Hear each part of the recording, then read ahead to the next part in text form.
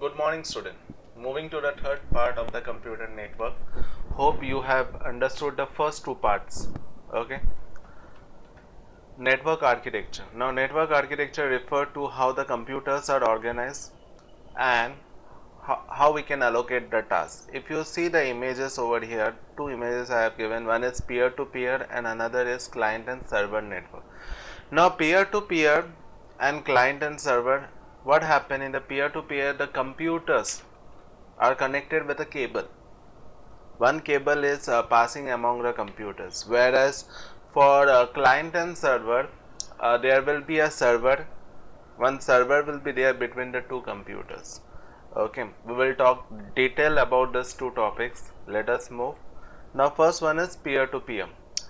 A network of two or more computers that uses the same type of program to communicate and share the data is called a peer-to-peer network. Now, what it say?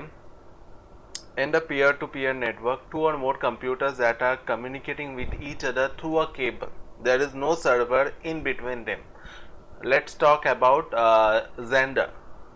In the Xender, two smartphones are connecting, or one smartphone or one computer is connecting wirelessly, and there is nothing in between them. Okay, each computer or peer is considered equal in the term of responsibility, and each act as a server to other in the network. Same way in the here both the devices are acting as a server. Let's say I am sending some file to someone, so I am the server for that person, and same way if that person is sending some file to me, so that person phone will be server for me. Now peer-to-peer network work best in a small environment. Let's say in a small area, in a small office, in a small in a room or in a building, it will work as a the peer-to-peer network will work. This network are designed primarily for the small to medium local area network. One should not use peer-to-peer network if more than 10 computers are to be connected together. So if it is more than 10 computers, it is very hard to use, whereas within the 10 computer you can go for the peer-to-peer network for sharing the data among the computers. Okay, now moving to the next one, that is client server network. Now client and server, if you look in the image, one server is in the between and other computers are connected with that computer, with that server. Now, a network in which one or more computer are designated as a server and the other computer on the network called client. So if you see, the center part is considered as server. We'll discuss more detail what is server and client. For now, you understand the center one is the server and other computers that are connected with it are considered as client. Now, client can request service from the server is known as client server network. One more example, we can say that our computer, when it is connected with the internet, we request something, some file or some information, we go to the Google. Now Google is being hosted in the server as a web page. So whatever the information we will type in the Google, it will go to the server, it will fetch the detail and it will show us. Okay, moving to the next topic, that is a server sometimes called the host computer. Remember this, it is considered as host computer. uh, Control access to the hardware and software on the network and provide a centralized storage area for program data and information. So server sometimes considered as the host computer, who is hosting the data, who is storing the data. Okay, and it is a it is working as a centralized storage system where all the computers are being connected and any computer can ask any type of data from it. For example, all the websites are being hosted in the server because website can be accessed anytime in a day. It is website is available for 24 into 7. For example, our own school website that is been available for 24 by 7, and it is also been hosted in the server. Okay, so this is a centralized storage system where all the files, datas, images are being uploaded. When a user connect to the server, then the application, file, printer, etc. become available.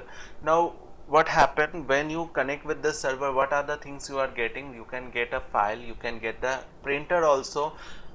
Already we have discussed, if there is a router or something in a system, or we can say there, in a office there are 100 computers and you require an additional printer. You don't need to purchase uh, additional printer for all the computers. You can just have one printer and it should be with a network.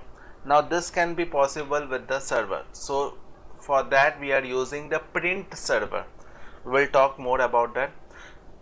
Just look in the examples. The first one is the file server, which stores and manages the file. The next one is the print server that manages the printer and document. Means we are using the printer in the server. Means the printer is attached with the server and our computer is been attached with the server. So whenever we ask for something to print, it will, our request will go to the server, and from server it will go to the printer for printing. Okay, so if you see the image, our request is going to the server and server will, based on that request, it will give us the response. After that, next is database server. Now database actually comes when, let's say in the website, the information you see are stored in a database. So all the information that you see in the website, that text, images, are stored in the database. Okay, that is considered as a database server.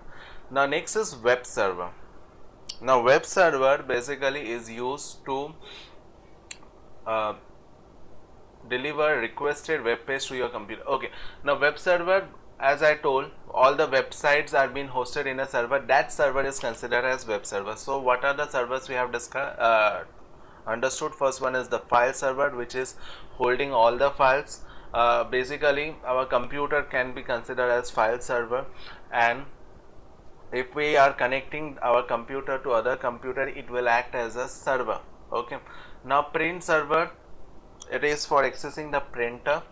Database server for website information or contents are been stored in the database server, and the last one is web server, which is holding all the websites. Moving to the next topic, that is client. A client is a computer system that relies on a server for all the resources. As you can see, given in the image, a client is requesting something in the computer through the Google or some web page. Okay, so it will go to the network, and from the network it will go to the server. Means network will be here internet or simple network, and it will go to the server. From the server it will look for the solution, and again it will come back to the client. Okay, for example, a server might store a network version of word processing program.